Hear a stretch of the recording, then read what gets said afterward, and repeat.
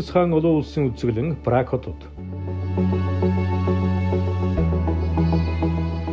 Монгол улсын гадаад удирдлагын олон талд хамтын ажиллагааны хүрээнд ерөнхийлөгч Хүрэлцөх бүгд найрамдах Чех улсад 3 дугаар сарын 9-өөс 12-ны өдрүүдэд төрийн ажиллал хийлээ. Хоёр улсын хооронд дипломат харилцаа тогтоосны 75 жилийн хүрээнд манай улсын төрийн тэргүүн тус улсад 10 жилийн дараа төрийн ажиллал хийж байгаа нь энэ юм. Айлчлалын үеэр хоёр улсын төрийн тэргүүн нарын ивэл дор урлаг соёлын тоглолт, бизнес форум зохион байгуулагдсанаас гадна Чехийн үндэсний музейд Чингис хаан олон улсын хамтарсан үзэглэн нээлттэй хийлээ. За Монгол улсын ерөнхийлөгч төрийн айлчлал хийхдээ одоо энэ музейн хамтын ажиллагаа, музейн дипломат үйл ажиллагаа, за археологийн салбарт хамтын ажиллагаа, монголчууд бидний өв түүх, өв соёлыг олон улсын хэмжээнд сурталчлан таниулах, энэ салбарыг сурталчилж таниулснараа энэ салбарын идэвхтэй харилцан ашигтай хамтын ажиллагааг бий болгох дээр бол онцгой анхаарч ажиллаж байгаа. Монгол улсын төрийн тэргүүний гадаад улсад хийж буй өнгөрсөн жилүүдийн ажлаас харахад Монголын түүхээ гадныхан таниулан сурталчлах бодлогыг төлхөө баримталж байгаа. Тухайлбал 2023 онд Франц улсад монголчууд дэлхийг хэрхэн өөрчилсөн сэдвт олон улсын хамтарсан үзэглэн гарсан билээ. Тэрхүү үзэглэнгийн үргэлжлэл бол энэ удаагийн Прагийн үндэсний музейн үзэглэн бөгөөд цаашлаад дэлхийн үзэгчдэд Монголын түүхийг бодитоор хүргэхэд үзэглэнгийн ач холбогдол их юм аа. Энэхүү айлчлалын хүрээнд ч гэсэн бүгд найрамд Чех улсын Праг, нийслэл Праг хотын одоо үндэсний төв музейтэй хамтраад манай Чингис хааны музей бол Чингис хаан гэдэг нэртэй ийм үзэсгэлэн бол дийлэх гэж байна. Хүн төрөлхтний сүүлийн 1000 жилийн суут хүн Чингис хааны түүхийг зөвхөн Чингис хаанаар биш, түүний өвгдөөс, түүний эрен үе, түүний хойцсын түүхийг цогцоор нь харуулах үзэсгэлэн Чингис хаан үндэсний музей дэлхийд дахинд Монгол улсын ерөнхийлөгчийн ивэл дор зохион байгуулж байна.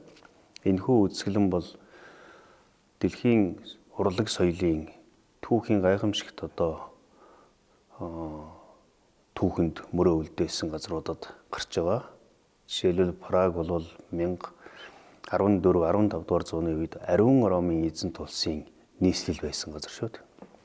Тэгэхээр энэ утгаараа Чингис хааны түүхийг дэлхийд дахинд үнэн зөв танин мэдүүлэх, Монголын түүхийг хүн төрөлхтний түүхэнд, бүс нутгийн түүхэнд оруулсан хувь нэмрийг цогцоор нь ойлгуулах, Монгол улс дэлхийн стандартад нийцсэн үзэсгэлэнг дэлхийн өндөр хэмжээний одоо төвшөнд төгжсөн музей, галерей, олон одоо улсын энэ соёлын байгууллагатай хамтран ажиллаж байгааг илэрхийлсэн цогц үзэсгэлэн явж байгаагаараа Монгол улсыг дэлхийд дахин сурталчлах, Монголын түүхийг зөв ойлгуулах, их эзэн Чингис хааны өлгийн нутаг бол Монгол улс гэдгийг бүрэн таниулах түүхэн ач холбогдолтой.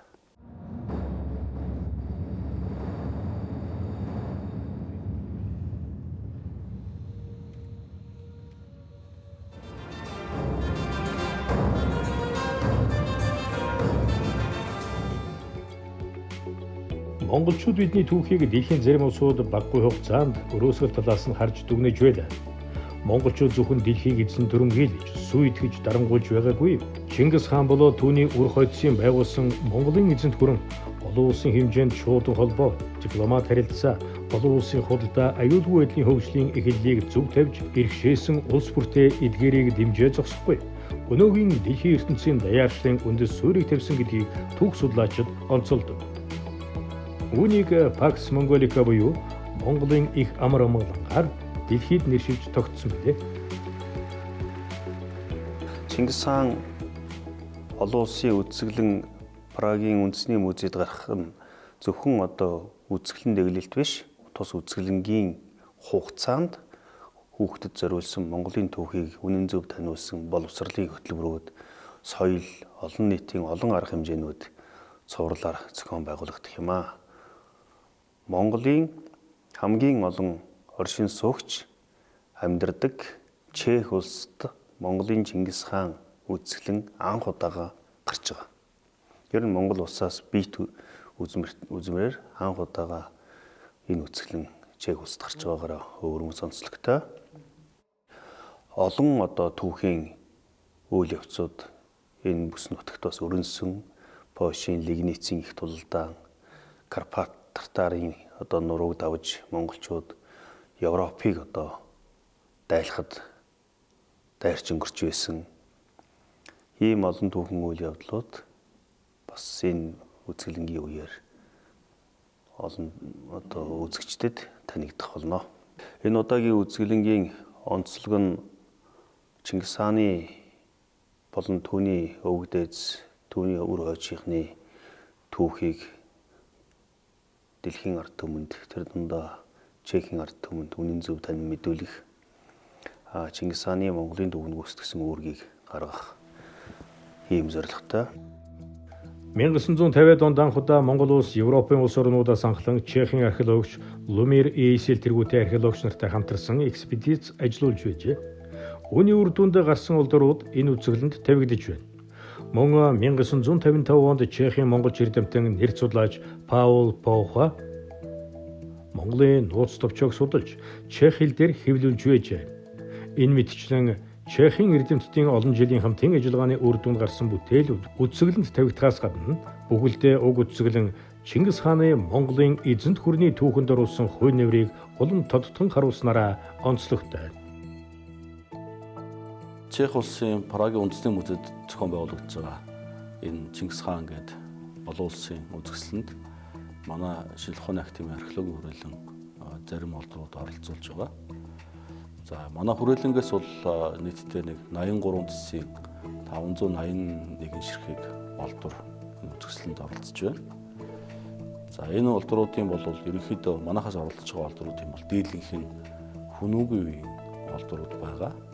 За тэрнээс гадна мэдээж хүрэл төмрийн үеийн олдрууд, за Кеданы болон Түргийн үеийн олдрууд, за Монголын эзэнт гүрний үед холбогдох олдрууд гэдэг иймэрхүү нэлээд олон төрлийн олдрууд орж байгаа.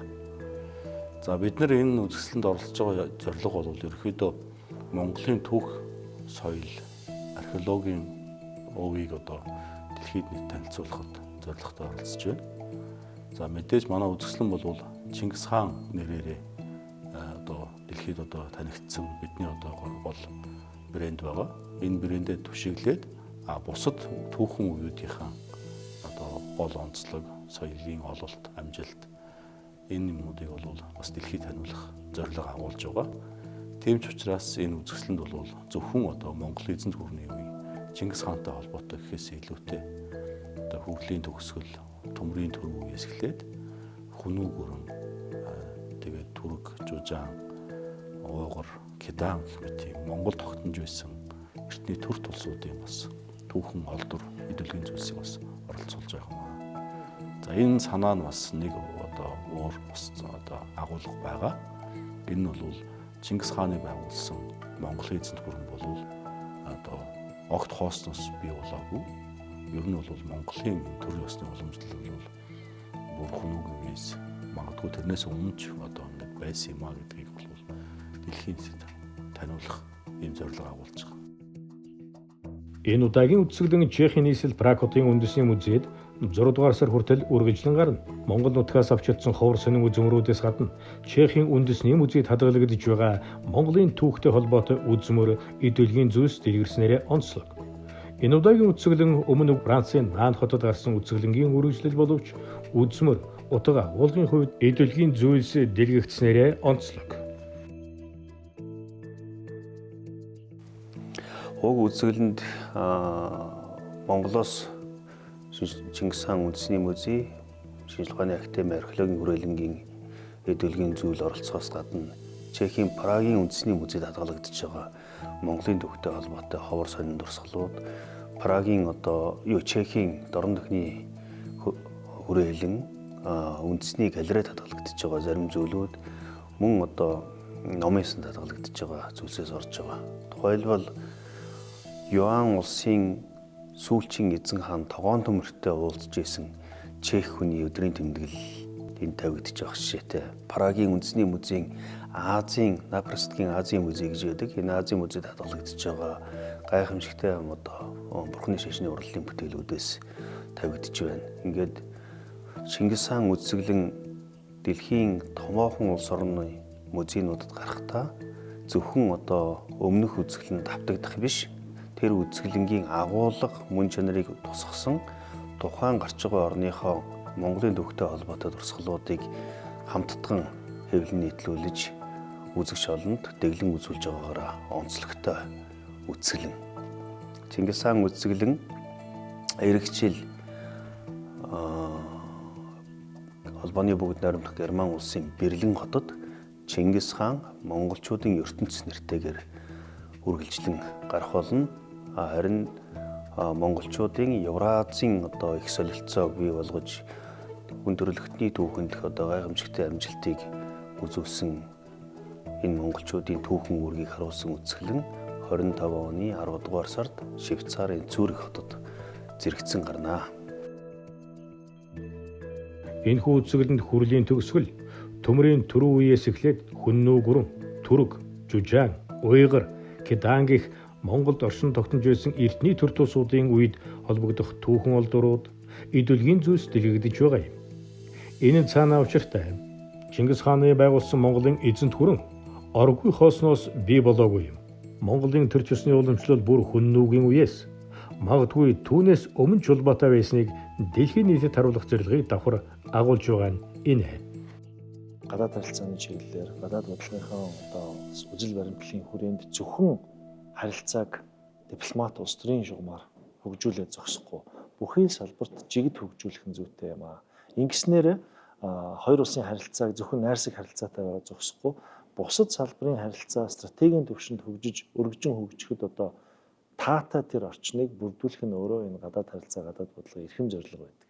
Тэгэхээр энэхүү үзэгслэн мөн манай морин уурын найрал үндэсний урлагийн их театрын чуулгын тэр тоглолтууд энэ мундаг үзмөрүүдийг бид дэлгэж харуулж хуваалцж байгаагаараа өөрөө ямар үр дүнд хүрэхээр зорж байгаа вэ гэхээр альва салбарын харилцааны төвшин ахиасаа ингэх тэр ахих төвшин ахих тэр эрг хөрсийг бэлдэж өгөх тийм ээ орчингийг бэлдэж өгөх ёстой гэдгээрээ энэ соёл урлагийн харилцаа, соёлын бүтээлч үйлдвэрлэл, археологийн дипломат үйл ажиллагаа, музейн дипломат үйл ажиллагаа гэдэг энэхээр үйл ажиллагаанууд маань яхахгүй энэхүү харилцааны суурийг тавихаасаа гадна тэр эрг орчингийг бүрдүүлдгээрээ онцлог.